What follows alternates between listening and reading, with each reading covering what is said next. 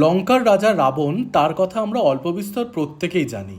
কিন্তু জানেন কি, হুগলি জেলার সুগন্ধাতেও মানুষের সঙ্গে মিলেমিশে রয়েছে লঙ্কা রাজা ওরফে সুনীল দাস।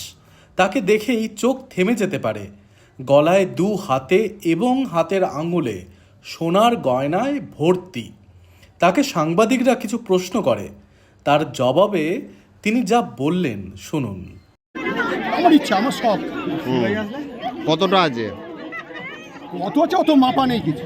কি কি গয়না পড়েছো? গয়না বলছি, আমার কাছে শিবের মূর্তিও আছে, আর বজরঙ্গলীয় মূর্তি আছে, আর তারামায়েরও আছে, সবই আছে। তো এত এই গয়না পরে যে ঘোরেন, ভয় করে না? ভয় করবে কি, আমি তো অরিজিনাল ভাবে আমি পড়ি। চুরি ছিনতাইয়ের ভয় না নেই? না না, যদি আমাকে যেভাবে লোকে ভালোবাসে, তাহলে আমার যদি কেউ নিয়ে চলেও যায়, আবার বাড়িতে এসে দিয়ে যাবে। আমি সেরকম লোকের সঙ্গে মিশি না। ভয় করে না? না, ভয় করবে কেন? আমি তো কোনো অন্যায়ভাবে গয়না করিনি।